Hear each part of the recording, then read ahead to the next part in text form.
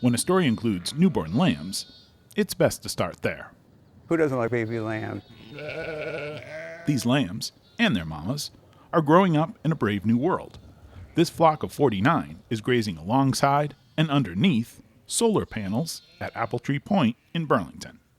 You're looking at about 11,000 panels, and the solar field produces about 2.5 megawatts.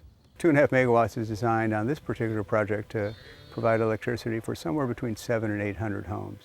When Ed Von Turkovich's business, South 40 Solar LLC, built this array a couple of years ago, they learned fast what their number one job would be to maintain the property.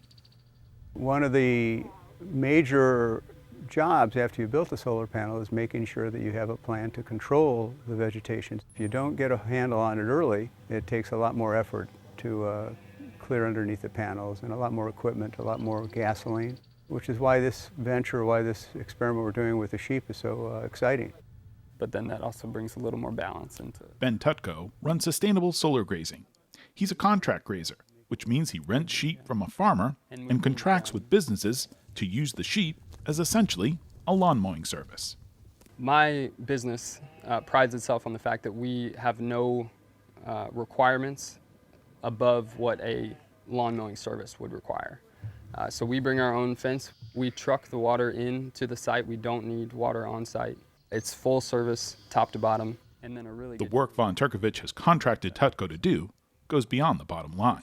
So I think last year it was costing us a little over $5,000 to come in and mow twice and then bring an operator of a weed whacker in to come in and weed whack around the post. It doesn't seem to make sense with solar that you would be actually bringing machines on to help do this work. Tutko is charging a couple $100 less than what Von Turkovich paid to have the property mowed. And unlike the mowers, the sheep improve the look of the property in other ways. What the sheep are doing is not only cutting the grass, they're also fertilizing the grass, they're also aerating the soil with their hooves. They're putting more nutrients back into the soil than they're taking from it. In this local ecosystem, they're providing services not only for the solar field, but also for the neighbors next door, for the lake that's just a few hundred yards away.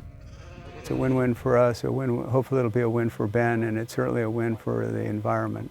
I think the danger may be for us is that there may not be enough Bens around to do this once people hear about what a wonderful operation he's got here.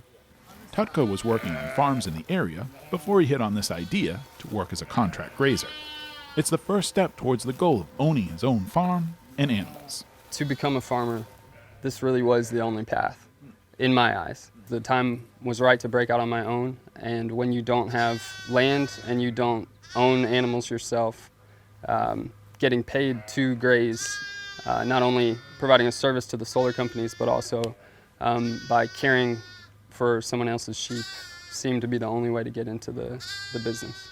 To me, it looked nice and lush. As a beginning farmer with a dream, but without the land or animals to make it happen, Tutko turned to UVM Extension. You know, I find it so interesting. I feel like one of the reasons that I discovered that Vermont is a great place to become a beginning farmer is all the resources that are available here in the state. I believe my first conversation with Kimberly involved me describing what I hope to do, and Kimberly remarking that she's been waiting for this to happen for years. As soon as I said I was ready to go, she was 10 steps ahead of me. UVM Extension has played an integral role of getting this business off the ground and out into the field. There's so many different species of sedges. Kimberly Hagan is a grazing specialist with UVM's Center for Sustainable Agriculture. She's been trying to connect public and private landowners with shepherds on a project like this for some time. It's been at least a good 5-6 year effort. It's a new concept, and like anything that's new, it takes a little while for people to get familiar with it and comfortable. We have solar arrays here. They're here to stay. These are semi-permanent setups. And a lot of it is on prime ag land. So how do we make it work for ag? The quality of the grasses here wouldn't suit other grazers like cows.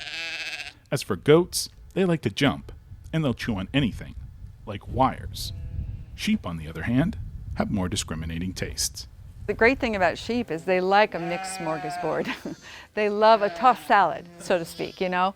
They're not fond of uniformity. They really like different things. And that's the wonderful thing about them, is that they can eat things that, like with cows, we have to think so much about, having really high quality vegetation.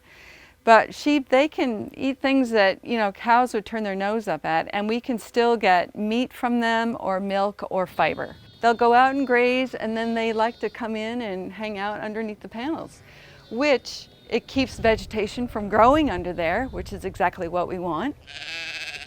A burgeoning ag business with environmental benefits, renewable energy, and baby animals. The sun certainly shines bright at Apple Tree Point. In Burlington, I'm Keith Silva with Across the Fence.